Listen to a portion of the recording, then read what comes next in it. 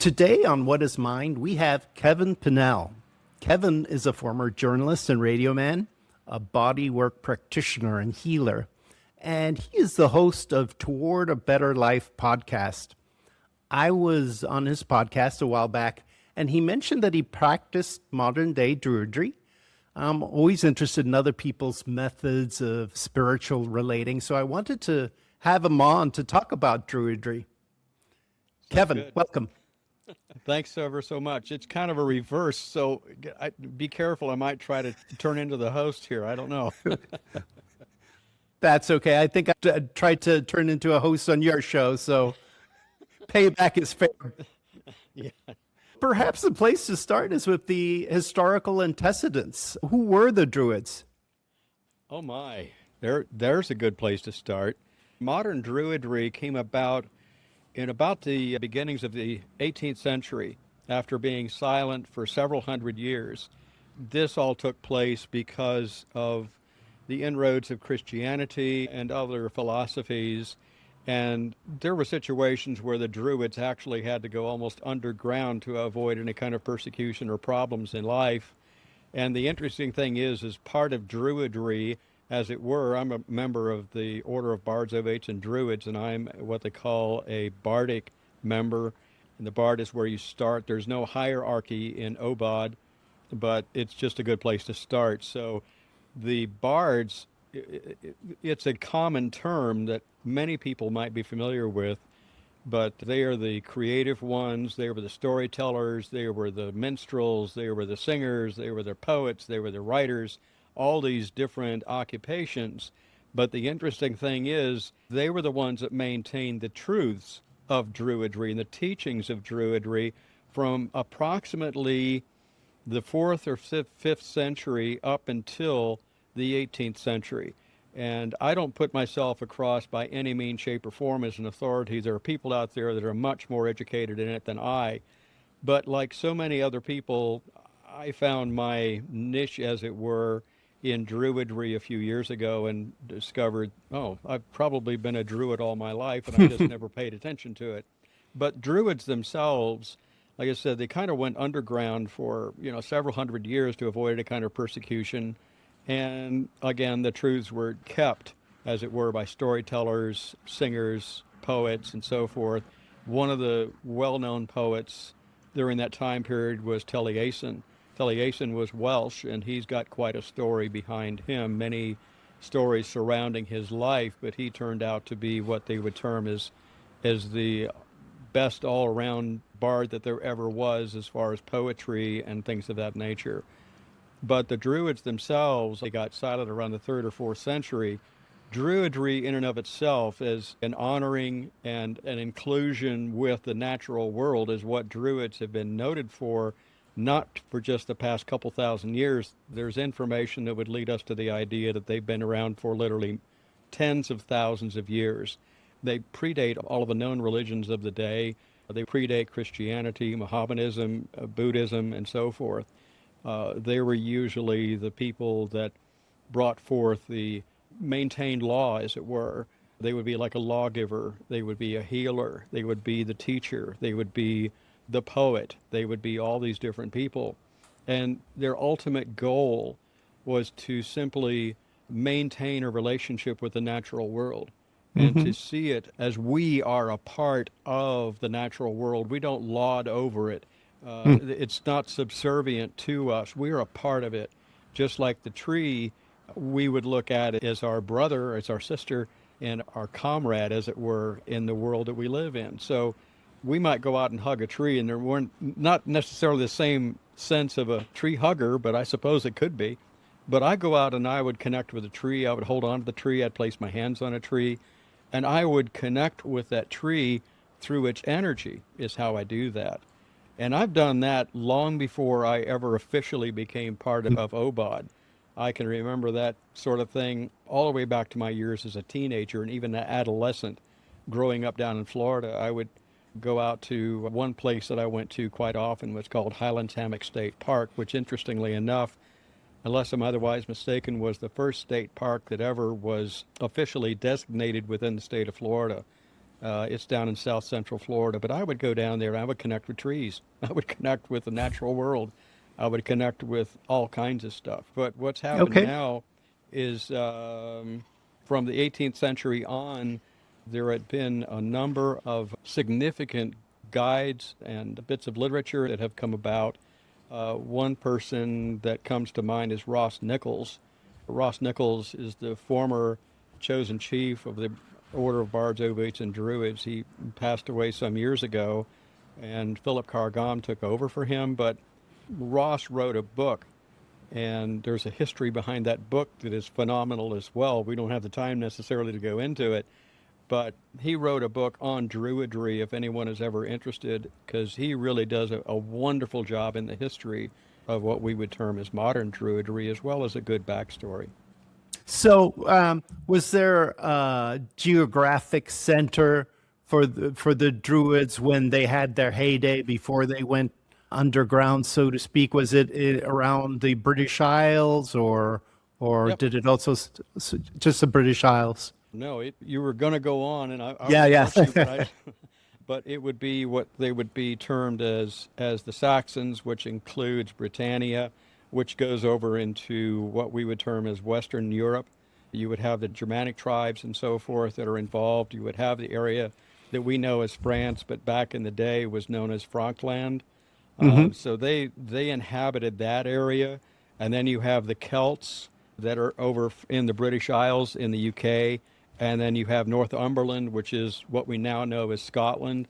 There's a lot of influence from Wales within Druidry. Wales and Ireland, there were two big areas of influence when it comes to a lot of the stories and a lot of the rituals that we know now today had their origins in Wales and Ireland, even though the others had influences out there.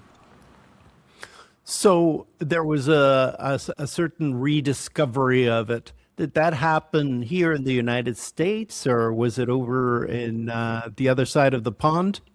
It's the other side of the pond. Yeah, it was definitely the other side of the pond because that part came through, like I said, around the early 1700s. Okay. There were a lot of groups that got together, and there is a quite a history involved in how it progressed and how it moved on and how it moved through. There were other influencing factors involved. It's like you would have Wicca involved, you would have paganism involved, but they were all separate. I mean, I just interviewed a lady who is what we would term as a hedge witch, and she considers herself a hedge druid as well as a hedge witch. And a hedge witch, as it were, is actually one that just practices solo. They might go to an occasional event, but they tend to be more solo in their observations and their practice as a druid, and I'm pretty close to that myself. I tend to be more to myself. I hold my own rituals and so forth at the coming of the year. We have one coming up. Imbolc is coming up February 1st and 2nd, and I'll plug there's going to be a podcast coming out. There's an episode that's going to talk about that, but yeah, so. Well, tell me about Druidry in the United States. Are there Oh organizations, yes, oh yes. communities? Tell me what it looks like in the United States. There is the ancient order of Druids that is based in the United States, and their chosen chief is Dana O'Driscoll, and Dana has been on my show a couple of times, so she's coming on again in the not too distant future. Okay, tell me a little bit about Druid rituals. You make it sound like nature and the seasons are a big part of what you do. Tell me how that works into a ritual. Well, at each ritual, you might have a given activity that you do, and coming up in Imbolc, which is just a couple of weeks out or a week and a half out, you're going to honor some different factors within that time period. And things like Imbolc is part of what we would call the wheel of the year, and you have 8 time periods or 8 positions throughout the year. Some of them, the four most people are familiar with, of course. We just passed through the winter solstice, and now we've got the spring equinox coming up, followed by the summer solstice, then, of course, the autumn equinox. But between each one of those, basically 6 weeks out is another ritual time. And Imbolc is the kind of the precursor to spring, for an example. This is the time where you would see snowdrops are very typical that you would find at this time of the year. They're the first ones to show life, and that life will continue in the wheel of the year. And so you would honor that by having a ritual within a circle, and typically within that circle, usually at the northeast corner, which would be that position for Imbolc.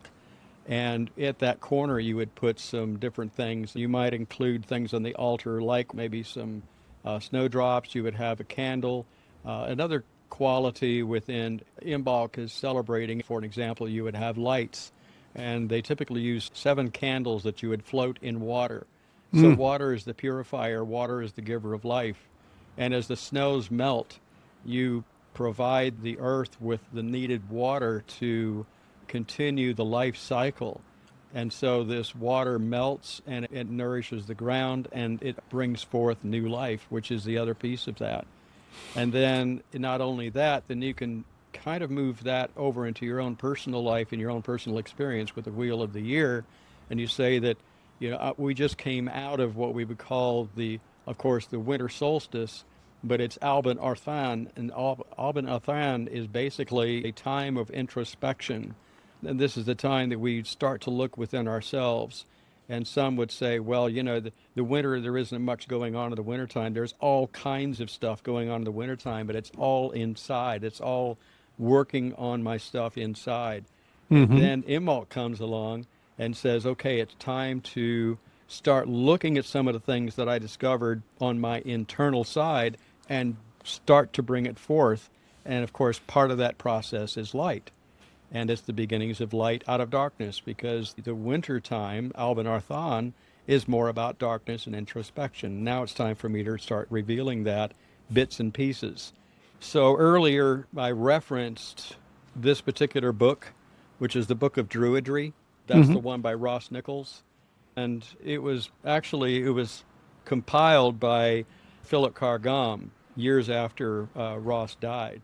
And it's filled with all kinds of really helpful information if somebody wants to look into it deeper yet.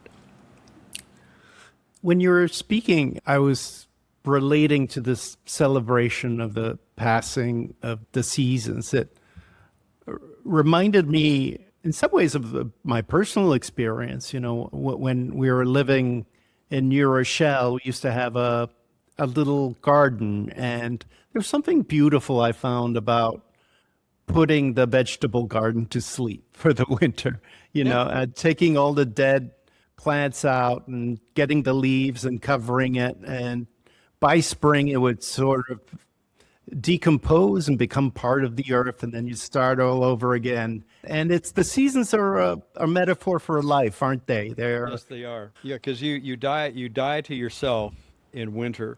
You begin to show new life in Imbolc. And then the next stage is spring itself, which is, of course, the spring equinox. And that is when we really begin to show a flourishing. Then after that, 6 weeks later, at May 1st, we have the time which is known as Beltane. And Beltane is really focused a lot on procreation, because that's really the beginnings where we really start to see the real fruition of spring that's coming forth. And then we would have summer, which is the higher time.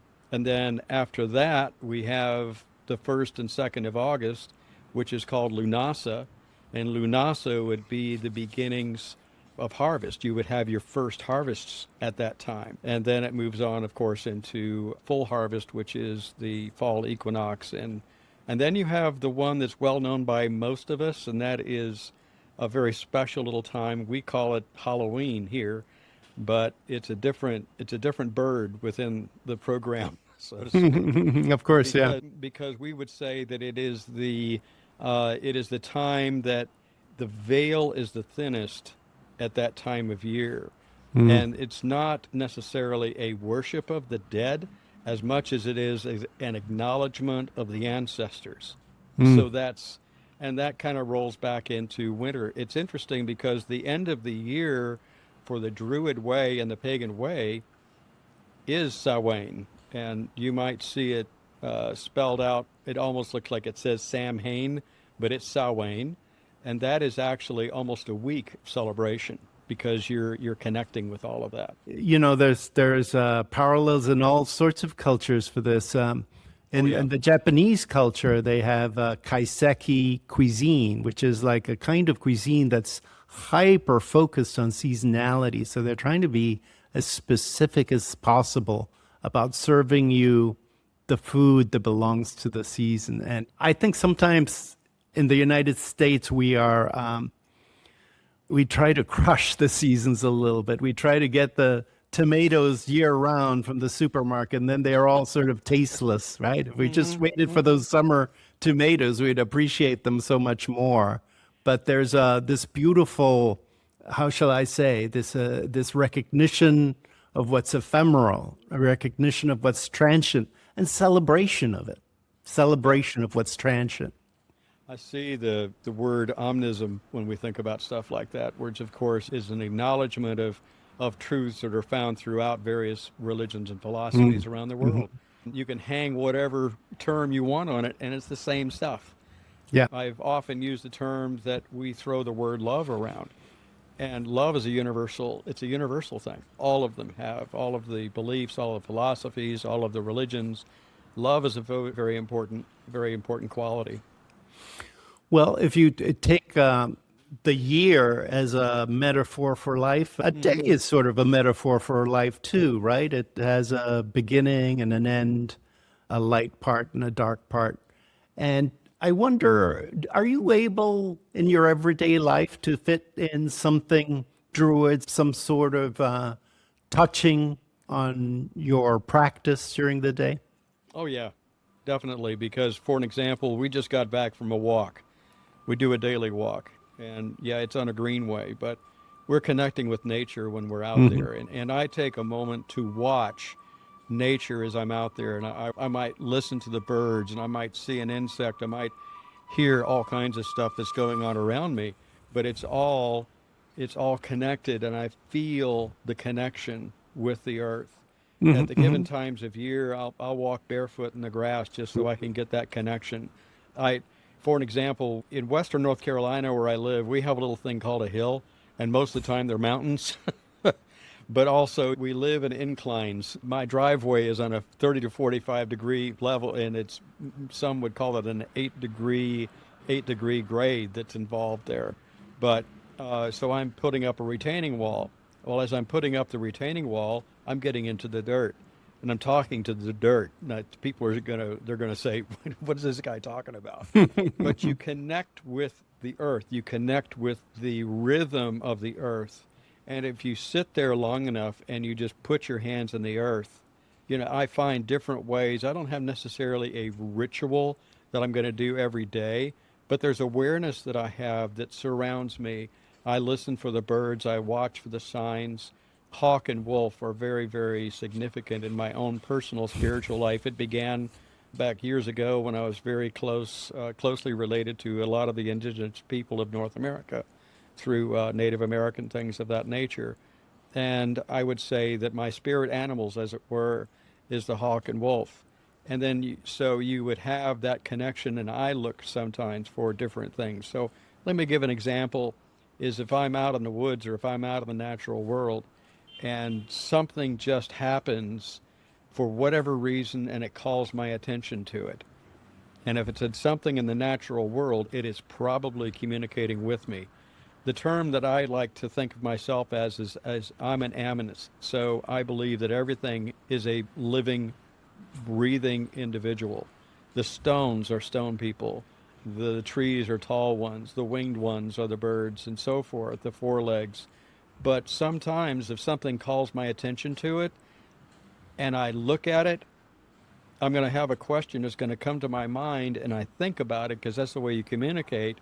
I'm going to say, what message do you have for me today? People will talk about, they'll talk about dreams. They'll talk about trying to interpret dreams. And the first thing that I would ask is, what did you take the time to ask the dream what it is it's trying to tell you? And it's very simple to do stuff like that. And you look up, the crows come in, and the crows will come in and start swirling around you a little bit. And I'll say, okay, what message do you have for me? And then the trick is be quiet long enough to listen. We want to go inside. Oh, I had 5 crows that showed up at my doorstep. What's the spiritual meaning for that? I'm going to pull the books off the shelf and everything. And the simplest thing to do is just simply stop and ask the crow, what message do you have for me? Because I may be completely off the wall.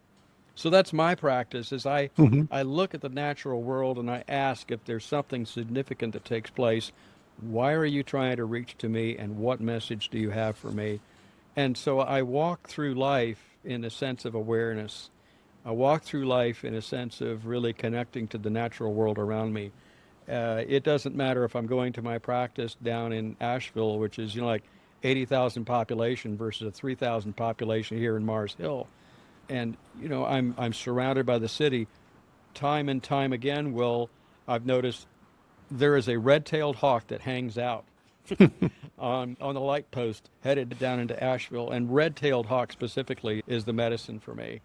I'll ask it, what message do you have for me today? And I just keep on driving. I don't lose my attention for driving, but if he has a message, he has a message. And if he doesn't, it's not the end of the world. It doesn't mean I'm less spiritual. It just simply means he doesn't have a message. I mean, how often do you go through life and you connect with somebody, but they really don't have a message for you? Does that mean that you're a poor person?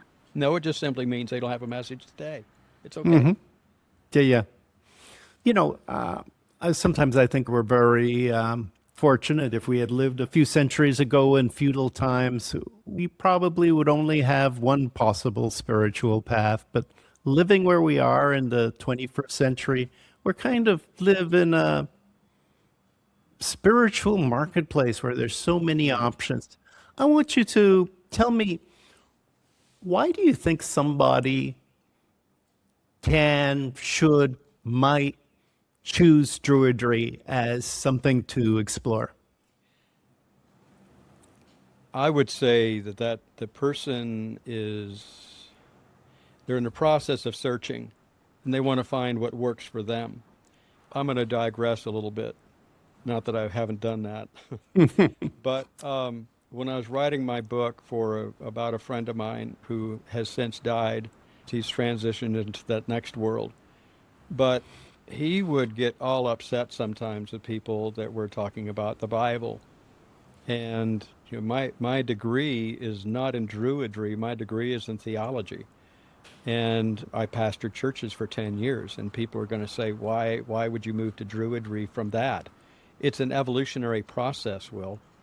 And sometimes these things will come along in our path, and we ask ourselves the question, where do I go from here, and what do I want to do from here? And you say, why would people choose Druidry over something else? It's because what fits for me. You need to ask yourself a question when you are looking at things like this. Ask yourself what works for you. You yourself, I know in our chat before, you lean more toward Buddhism than anything else. And I'm not going to sit here and say that Buddhism, and for that matter, some forms of Ayurvedic work are not significant to me. If you look over my left shoulder over here, you'll see a whole series of the symbols that are noted for the various chakras in the human body. So I honor that, and I recognize that. That's part of who I am. But for the most part, what works for me is what I feel the most comfortable with, if you will. I mean, I would often tell Kenny, the person that I wrote the book about, I would say, if somebody needs to go to church 7 days a week, 2 hours a day or more to find their level of spirituality, that's fine for them. Who am I to criticize? And at the same token, I have no business criticizing them for their belief system. What works for them? What works for you as an individual? If somebody needs more structure in their life, they might need the church aspect in their life. And that's okay. Dogma is not something that works well with me. I lived that for several years, and I can't function within that. I like the freedom that I gained from being a Druid. And if you're curious about Druidry, I've given the example, and you could also look at As I mentioned earlier on, the American group of Druidry in America, you could go onto their website. You can also go onto the website for OBOD, which is druidry.org, and do some exploring. And if there's one thing that I would leave with it, don't do something because this is what you think you're supposed to do because this is what someone has told you. I even preached that when I was a preacher. I would tell people, don't believe this because I'm telling you or I'm sharing this in a sermon. You find it out on your own. You find out what works for you as an individual. If it doesn't work for you, then I'm an open book. Come to me and we'll talk about it. Because maybe it just doesn't fit for you, and that's okay. And as long as it does no harm, and I don't render myself as someone who's going to create harm on somebody else because of my belief system. That's wrong on so many levels. But to honor the natural world around me, that's Druidry for me. Great. Agree completely. We've all got to find our way, and sometimes these paths can overlap a little bit. I know Buddhists that are also Christians, that are also Jews. Well, I'm sure that many of them are also have a little bit of Druids in them too. Well, within our organization, within OBOD, we have Christian Druids, we have Jewish Druids, we have Buddhist Druids, we have Wiccan Druids, and all of it has Druidry as kind of the canopy over it and everything else that's within. And I wandered a lot through life, and I've just found so many different parts of my own life saying, I'm just not comfortable with the various things in life that tell me that this is the way I have to do it. And if it's dogmatic, I just have a lot of difficulty with that because there is more. I just lost half my people, but there is more than one way. And I would like to say that there are many, many, many trails, many pathways up the mountain, but you know something, Will? We're all climbing the mountain. And there's a good chance that your path and my path may come very close together, but I'm still on my path. I'm not on your path. And you need to find the path that works best for Will. I need to find the path, continue to find the path, because my time is not done. There may be other branches I need to take, but in a given time that I have, I've found Druidry to be a real home for me, and I love it. It's what I am. It's who I am. Kevin, how can people contact you? How can they follow you on social media? Okay. Easiest thing to do is towardabetterlife.com. That's my website. And the podcast is of the same name, Toward a Better Life. You can find it through Spotify, through Apple, through all of the major folks that are out there. On social media, now you got me on this one, but I have a presence on Facebook through Toward a Better Life. Likewise for Instagram, Toward a Better Life 1. Don't ask me how that happened, but it is. I'm on LinkedIn the same way. So, and if push comes to shove and you really want to connect with me, I also offer folks what I call a discovery call. And all you need to do is just drop me a line, kevin@towardabetterlife.com. And we can set up a time to have that free discovery call. And it is free.